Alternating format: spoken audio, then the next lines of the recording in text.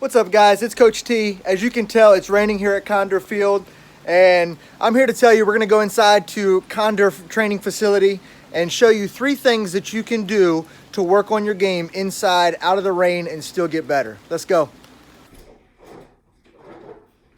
All right, guys, welcome to the Condor Training Facility. So we're going to be doing 3 drills. These are going to be middle infield focused, and then also 1 hitting drill that you can do inside. Not a whole lot of space, no equipment, no nothing.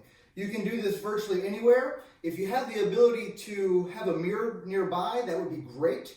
I think you can get one of the ones that hangs over the door for $5 or $10 at Walmart. I'd highly recommend that. Hangs just low enough so you can actually get a good visual of yourself, both forward and from the side. So, first thing that we're going to be talking about is working on and practicing proper fielding mechanics. That's something we can do. No equipment.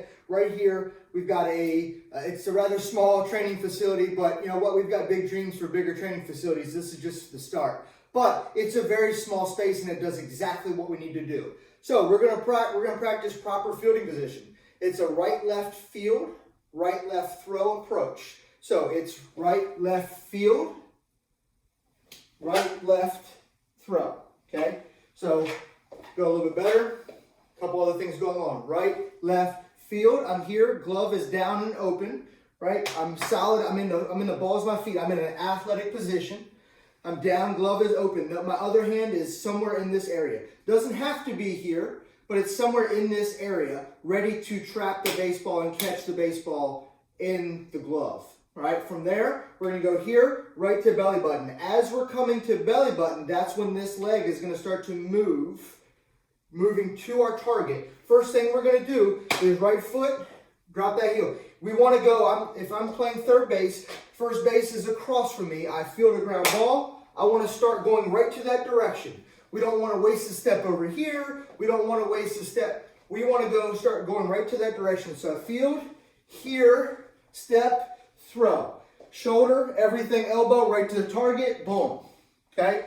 Now, if you're moving a certain way, yeah, you're going to have to come over here and do some different stuff. We're talking about a basic hit right at you ground ball. Right, left, field. Right, left, throw. That's number 1. Number 2 is working on a double play from the second base or shortstop position. It's a hard move to do already. You've got to practice it a lot. This is a great way to get reps. And in fact, I still do this from time to time here at the house myself. I don't recommend it, but one thing as a kid growing up, we weren't allowed to play baseball in the house. Not allowed. But my uncle and I still found a way to do it. So I wanted my house to be baseball proof. We're playing baseball in the house. That's the rule. If you don't want it broke, don't put it in the living room. My son's first training facility was right here. Right in this area. He would stand here. I'd throw him pitches that way. Boom. We play catch in this long runway. We're always playing catch. We're always doing stuff. That's the house that I wanted to create. So, 1 picture maybe in 12 years or 8 years of his life. So, understand when there's a will, there's a way. We've been working on these things in baseball all the time because I still enjoy it. And so, a double play is something that's really, really hard. So, if you can practice it with nothing else around, getting quick and getting better with the mechanics will help you actually be able to slow down the movement. A lot of times you're focusing on, you're trying to do this and do that, or you're trying to do this and you're seeing him run and you're trying to be too quick and it messes it up. So if you've got the mechanics down where they're just ingrained because it's just fluid, you don't think about breathing, you just do it. You want the double play, you're not even worried about that. You're just here and you just know, right? You know exactly what it is to do.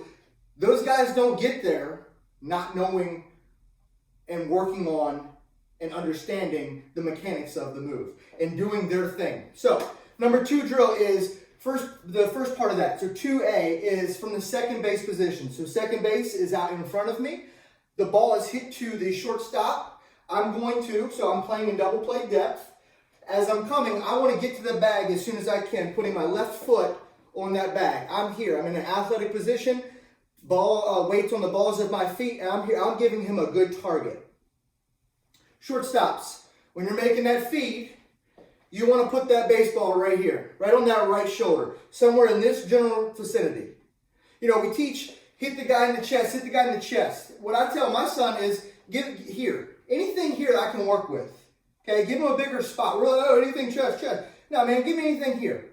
Right? If we can work on that, then at a later age, we can always narrow down and get a little bit tighter. But let's just, right here. Anything I can work with, anything I can go with, that's what we're working on. So, I'm at second base, ready for the ball. The ball hopefully is right here. What I'm going to do is practice catching the baseball first.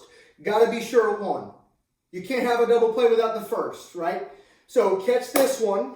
I'm going to take a step with my right foot forward to clear the path. So I catch, step, throw. Right? So if I'm a second baseman, this is what I'm doing right in this space, in my bedroom, in the basement, outside when you can, when your mom is at Target for the umpteenth millionth time, and you're waiting in the dressing room and you're just, oh, I don't have my video games, I can't do anything, I'm bored. Work on your game, right? So if I'm second base, boom, ball, I'm visualizing it. Ball hit to the shortstop, I'm here, I'm set up, catch, step, throw. If you need to start that slow, do it. So we're here, catch, step, throw. Right, so really it's broken down. You're here, right? You're waiting, catch, step, throw. So what it looks like in more real time, or kind of a little bit faster pace, is I'm here, I catch it, step, throw. Now, you can practice, once you get good at doing that, and you want to change it up, you can be here, second base, oh, practice an overthrow, right? Practice a bad throw. Oh, practice it this way and turn. So you can start to adjust for the things that you need to once you get the basics, and then start to simulate these things. That's something that you can do anywhere, at any time, right? Number 3.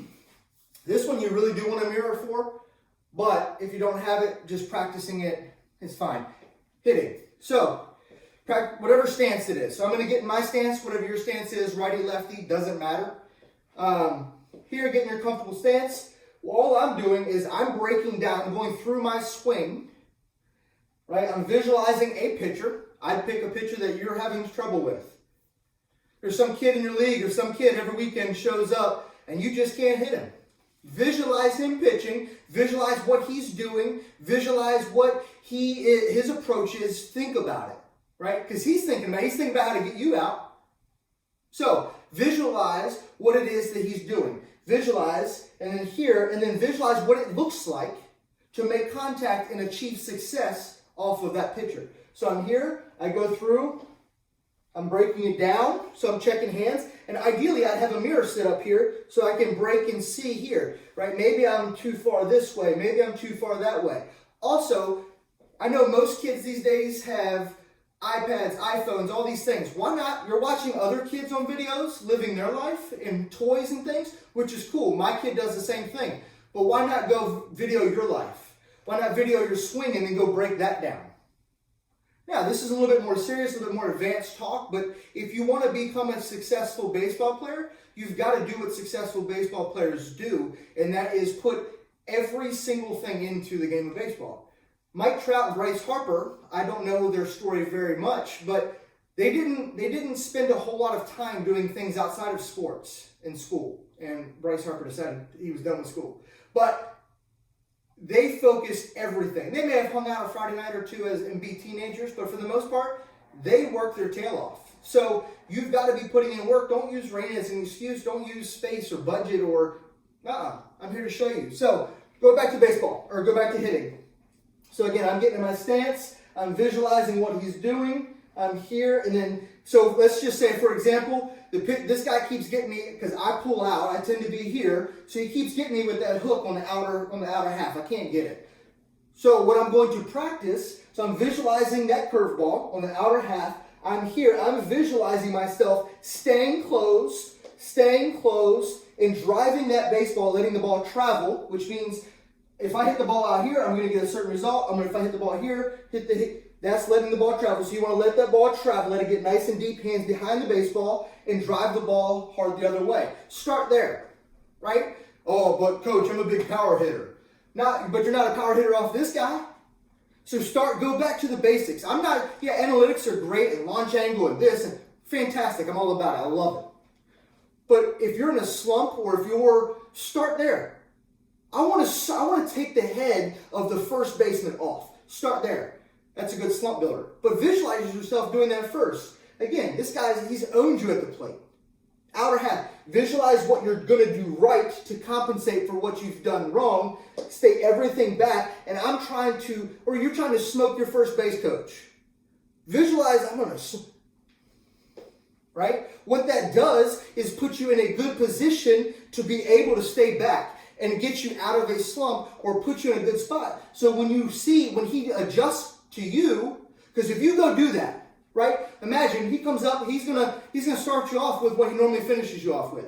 Or actually, let's say you got 2 strikes, and here it comes, right? This is the opportunity. This is what you've been putting in work for all week, right? It's 0-2, and every single time he's deuced you and you've lost. You've been working on staying back. What you do is you stay back, you drive the baseball, and you smoke one foul. You just wait so late, let the ball travel so late, and you just smoke it. What that does is shows him, okay, right? He's got a choice that he can make. Either he can double up and bank on the fact that you're going to go back to old ways. If he does, be prepared for it. But if he decides to change the game up and makes a mistake because he's flustered because you did something different, and he leaves one out over the middle, you do what your hands are going to naturally do, which is go be a power hitter. So if I'm here, he makes that mistake, I'm going to practice that too. I'm going to practice first what I need to get better at. Once I get that down and comfortable, then I'm going to practice on being on time for his fastball, yank everything through. Practice both. How you compensate, how you get back, and then also having success if he reacts. Listen, I hate to refer to baseball like battle because I respect our military so much and it doesn't even compare. But baseball is a hard sport. It's a failing man's sport, which is why I think it relates to life so much that, 3 for 10 is a Hall of Famer if you do it long enough and throw a little bit of spices on it. So you've got to adapt the 3-10 mindset and understand that you're going to fail, but you've got to work. It's a grind. Baseball players of the athletic world, in my opinion, are the salmon of the fish. They swim upstream. They're strong. Right? That's the way I see it. Nothing against football players or basketball players. Great athletes. Tracks, softball. They're all great athletes. But in my opinion, baseball athletes, baseball players, because of the mental and just how much of a mental grind it is to play a losing man's sport, a sport design that you're going to fail and everyone knows it. That's what I'm about, and stay tuned. Be sure to like and share, subscribe. Wherever you may see this video, do what you need to do on that video. Like, share, subscribe. Spread the message. I'm here to help coach baseball. I'm here to help coach you and make you be the best you that you can be. Hey guys, so my video cut off kind of there towards the end, but you're playing a losing man's sport, and so you've got to prepare mentally for baseball. Baseball is every bit as much mental as it is physical, and putting in mental reps and visualizing success, visualizing yourself getting a base hit, visualizing yourself making the pitch or making the play. And I know it may sound kooky and it's just not natural maybe, but just give it a shot, practice it. What do you have to lose? If nothing else, you're at least putting your mind in a positive state of mind.